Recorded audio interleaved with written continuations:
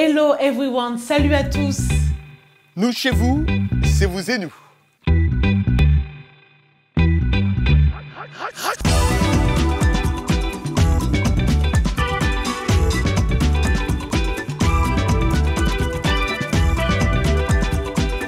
Bienvenue dans ce nouveau numéro de Vous et Nous. On est ravis d'être avec vous pour ce premier numéro de l'année.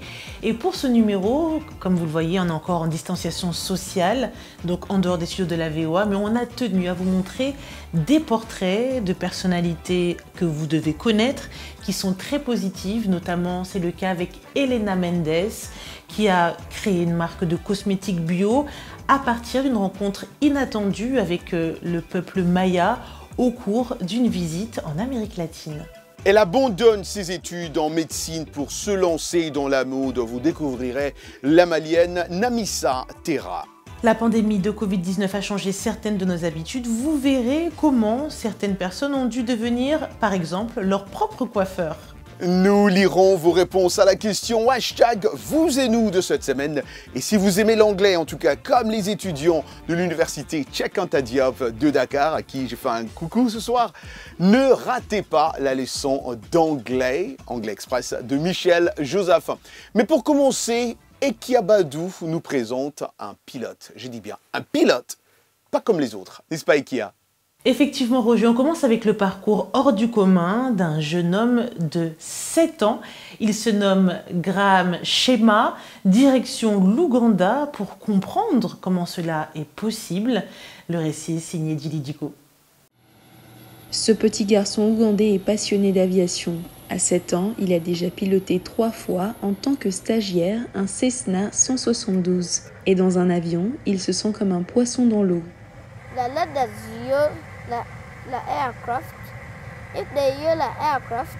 C'est comme ça qu'on se pince. Les échelles font un mouvement de lacet sur l'avion. Si elles font un mouvement de lacet sur l'avion et que celui-ci roule, il peut changer. Et il y a de la poussée. La traînée est meilleure que la poussée. En plus des avions, Graham adore les mathématiques, les sciences, les planètes et son idole Elon Musk. Musk est le fondateur de SpaceX, une société privée de navettes spatiales qui a récemment lancé en orbite une fusée avec à son bord 2 astronautes et espère un jour envoyer des humains sur Mars. Plus tard, je vais être pilote et astronaute. Je m'intéresse à l'astronomie parce que j'aimerais aller sur Mars et sur la Lune. La passion de Graham pour les avions et le pilotage est apparue très tôt, dès l'âge de 3 ans. Sa maman, Shamim Mwanaisha, nous explique. Un hélicoptère Cessna de la police s'est écrasé sur le toit de la maison de ma mère. J'étais au travail et mon fils était chez ma djadja, sa grand-mère. J'ai reçu un coup de fil qui m'expliquait que mon fils jouait dans la cour lorsque c'est arrivé. Il a tout vu et depuis ce jour, il s'intéresse aux avions. En Ouganda, l'aviation n'est pas une activité accessible car très coûteuse, mais la maman de Graham a tenu à lui payer quelques leçons d'aviation. En attendant que la pandémie s'atténue, Graham se concentre sur la théorie de l'aviation. Grâce à un casque de réalité virtuelle, il s'est immergé dans des vidéos de simulation de vol et d'exploration spatiale.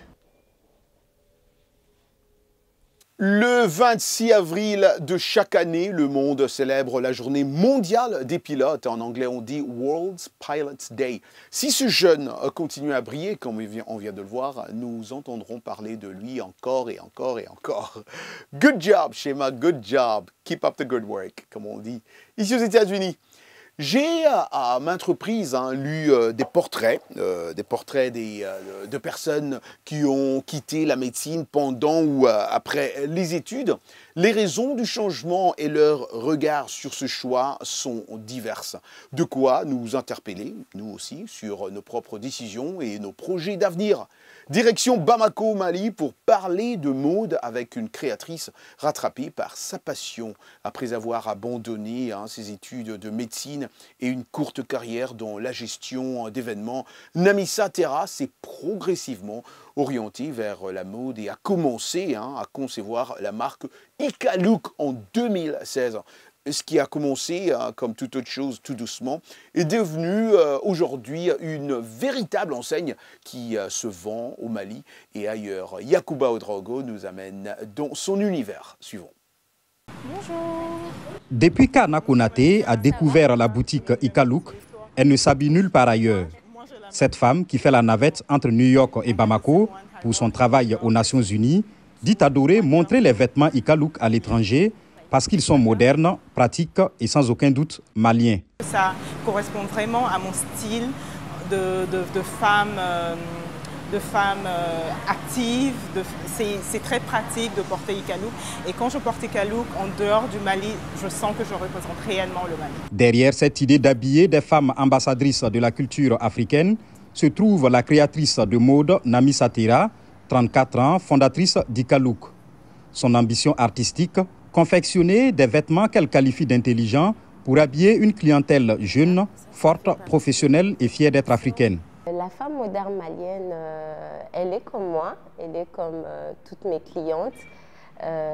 En matière d'habillement, elle a envie de porter des vêtements qui ont une histoire, une authenticité.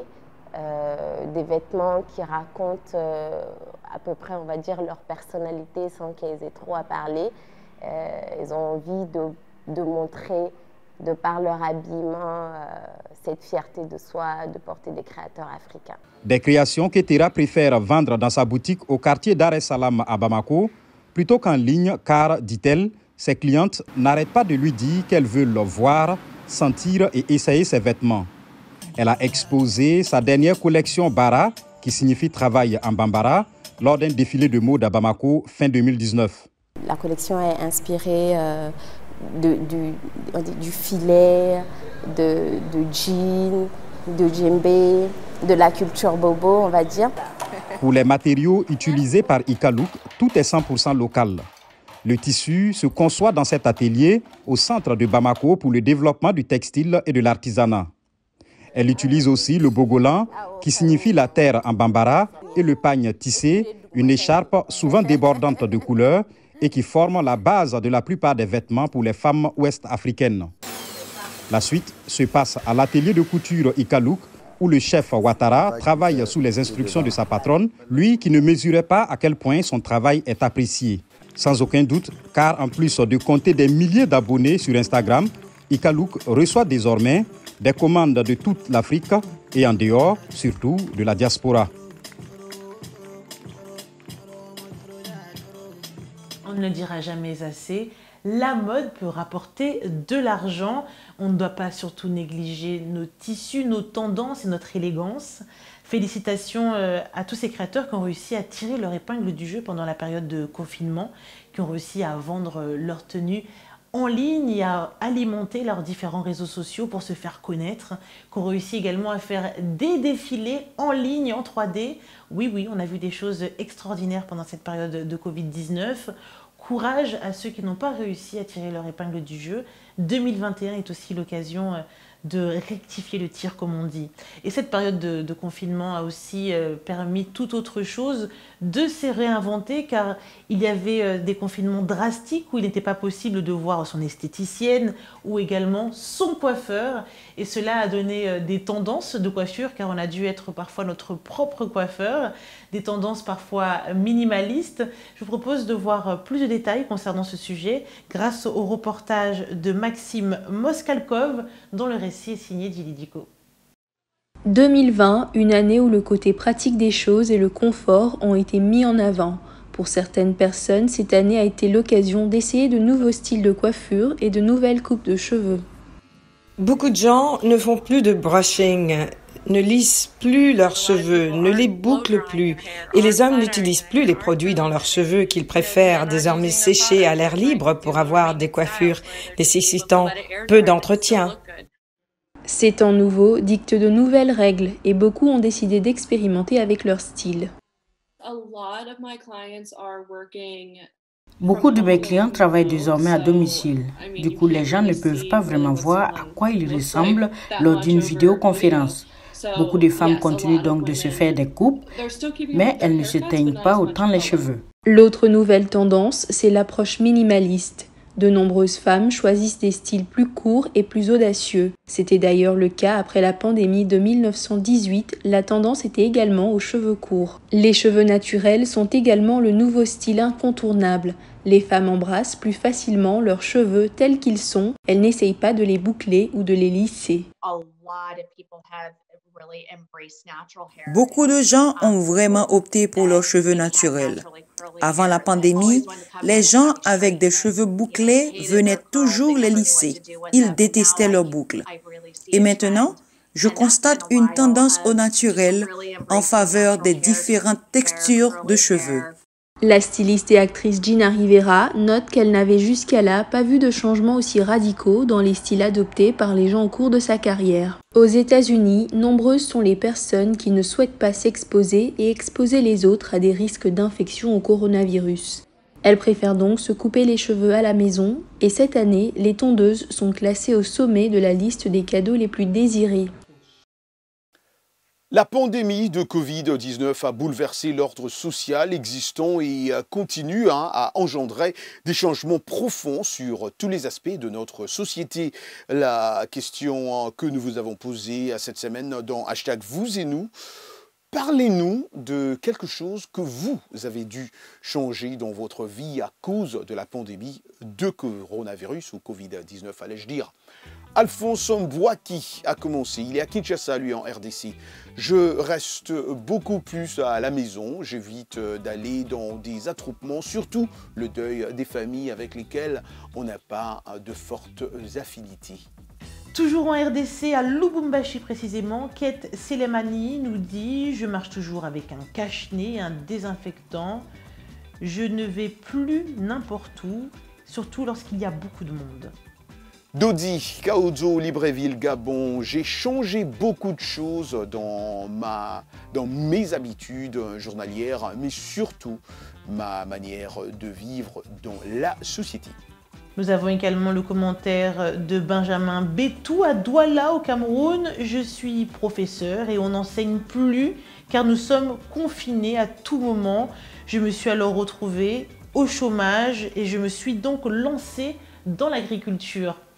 C'est ce qu'on disait tantôt, le confinement Covid-19 a permis plein de choses extraordinaires comme nous le témoigne le dernier commentaire.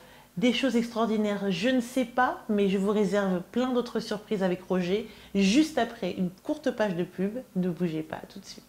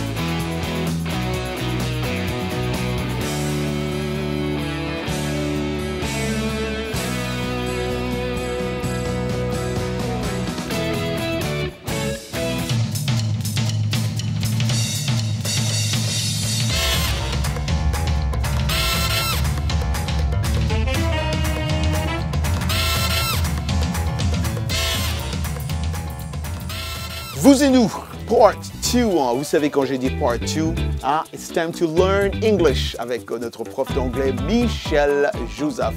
Anglais Express, c'est maintenant. Bienvenue à l'Anglais Express. Comment reconnaît-on les pronoms réfléchis en anglais? C'est-à-dire quand le sujet, la personne et l'objet dans une phrase est la même personne. Au singulier, le pronom réfléchi se termine par self, S-E-L-F, et au pluriel par selves, S-E-L-V-E-S.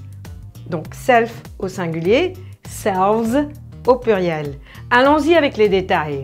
Pronom réfléchi au singulier, myself, moi-même. Yourself, toi-même. Herself, elle-même ou lui-même. Himself, herself, elle-même. Himself, lui-même. Itself, lui-même. Ourselves, nous-mêmes. Yourselves, vous-même. Themselves, eux-mêmes ou elles-mêmes. Et dans une phrase, vous entendrez le plus souvent me, te, ce, nous et vous en lieu et place de moi-même, toi-même. Par exemple, I make myself coffee. Je me prépare du café. Sous-entendu pour moi-même. Did you wash yourself this morning? Sous-entendu toi-même. T'es-tu lavé ce matin toi-même? He gave himself a bonus. Il s'est donné une prime. Sous-entendu à lui-même. She put a coat on herself. Elle s'est revêtue d'un manteau. This TV set can turn itself on. Ce téléviseur peut s'allumer tout seul. Et voilà pour l'Anglais Express. Merci Michel. Vous pouvez retrouver toutes les leçons d'anglais sur le site www.voafrique, rubrique Vous et nous. Place à présent notre rubrique Actualité. L'année 2020 a été éprouvante pour les amoureux de la danse hip-hop, tout comme la danse house, avec la perte d'Ousmane Sy, plus connu sous le nom de Babson. Il s'est éteint brutalement, emporté par une crise cardiaque à l'âge de 45 ans. Danseur, chorégraphe, créateur et organisateur d'événements, co-directeur du CNC, qui veut dire Centre chorégraphique national de Rennes en France, activiste, polémiste même, Baba, comme il était affectueusement appelé, aura beaucoup apporté à la culture hip-hop. Danseur depuis les années 90, où il a influencé, où il a électrisé le dance floor avec son style singulier, décontracté, teinté de hip-hop bien sûr, mais également de house et aussi de musique afro. Paix à son âme. Toujours dans l'actualité, la DJ palestinienne Sama Abdouladi a été libérée sous caution après avoir été arrêtée la semaine dernière par la police palestinienne pour avoir donné un concert controversé sur un site archéologique et religieux en Cisjordanie occupée, a indiqué lundi sa famille à l'AFP. Considérée comme la première femme DJ palestinienne, Sama Abdouladi, 30 ans, avait été arrêtée le 27 décembre après un concert de musique électronique organisé la veille à Nabi Moussa, lieu présumé de la tombe du prophète Moïse près de Jéricho.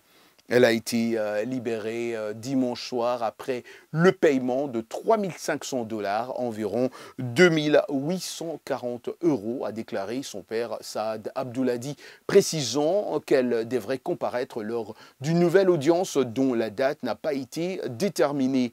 Une pétition en ligne réclamant la libération de la DJ, également connue à l'étranger, a réuni plus de 100 000 signatures en une semaine.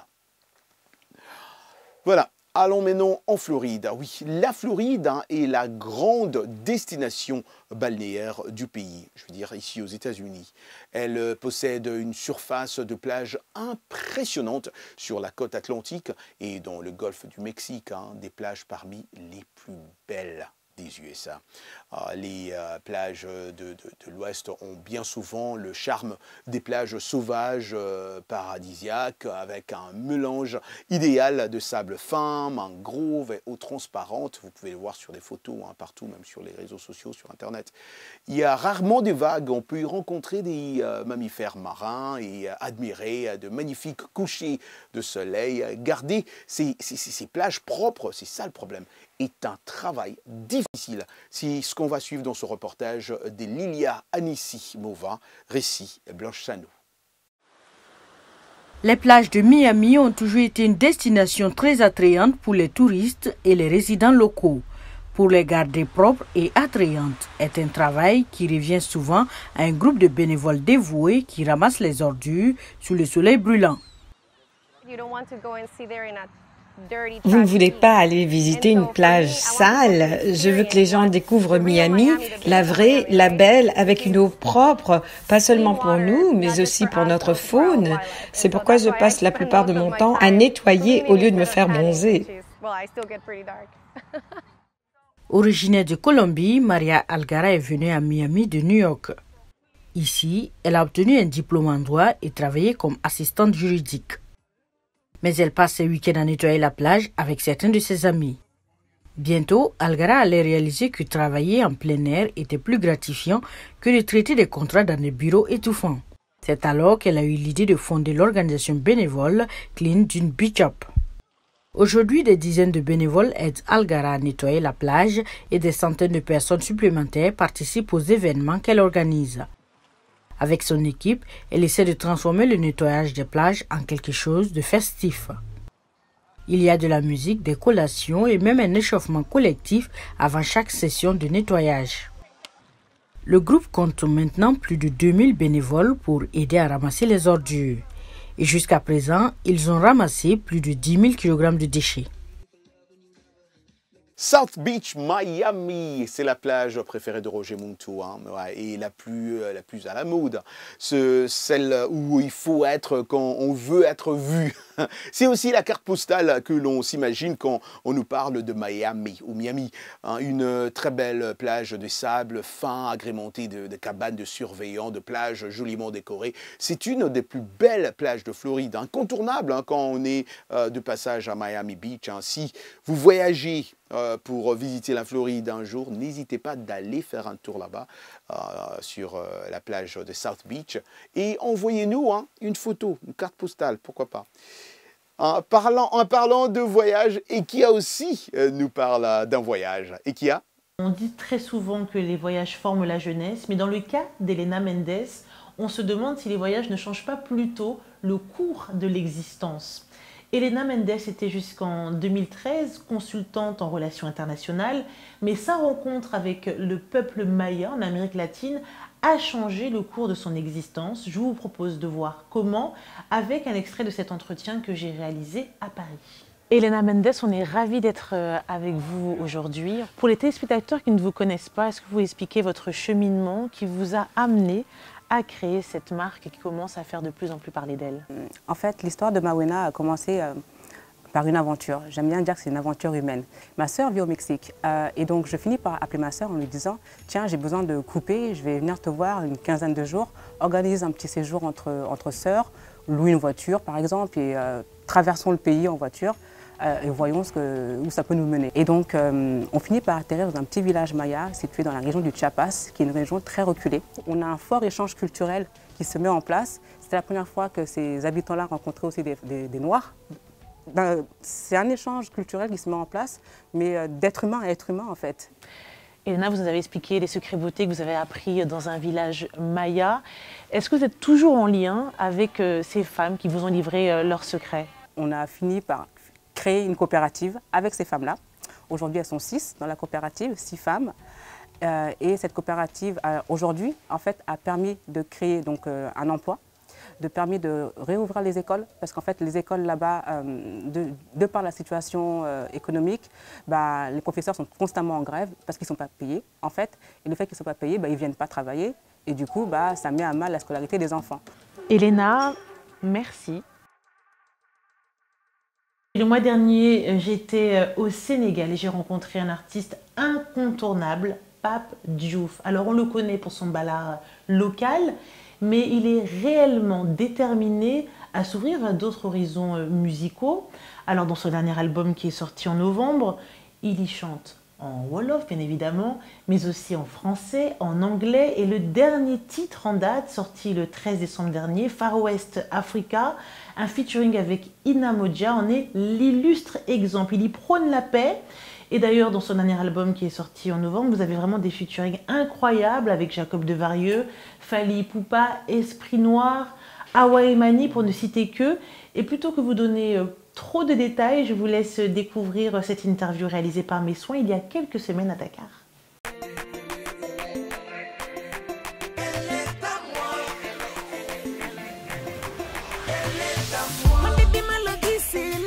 Mon nouveau titre s'appelle Far West Africa. Donc d'abord, je suis un Africain et que à chaque fois, je défends les couleurs de mon continent. Parce que je tiens à mettre l'accent sur l'Afrique. En même temps, c'est une façon de repositionner l'Afrique, donc qui est dans une sorte de jungle, dans une sorte de où toutes les cultures africaines se retrouvent. L'Afrique doit être solidaire, on doit être ensemble, la main dans la main, donc vraiment faire tous ensemble. Donc, et je pense que ça va nous unir à avoir beaucoup de la force et qu'avec la nouvelle génération, on a besoin vraiment de ça. Tout ce que je voulais en featuring, notamment Jacob Desvarieux. Donc, Jacob Desvarieux, c'est un grand monsieur, une légende que je respecte. C'est une anecdote. Quand j'étais un petit gamin là, quand le Kassa venait souvent au Sénégal, je volais l'argent de ma mère pour aller les voir au stade. Et que j'allais même infiltrer leur loge.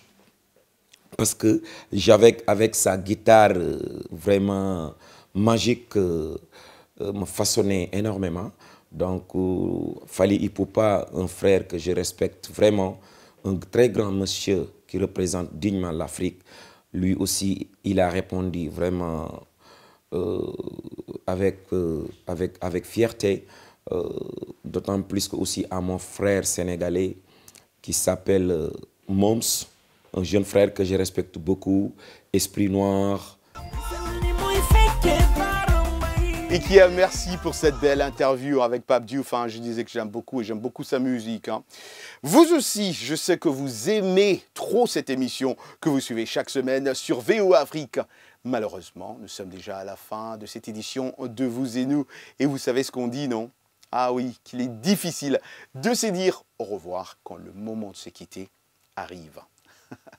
Merci à toutes nos stations partenaires. Hein. Merci à vous tous qui nous captez ou qui nous suivez partout dans le monde. Hein. On se dit, comme d'habitude, rendez-vous la semaine prochaine.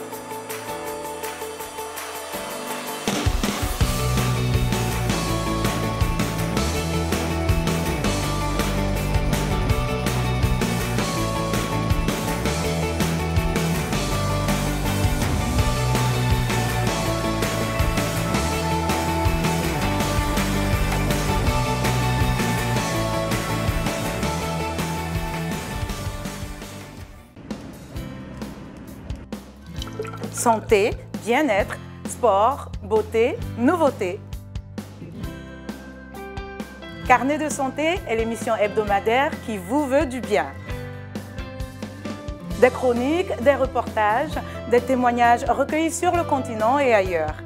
Chaque semaine, je vous donne rendez-vous pour une consultation avec nos experts.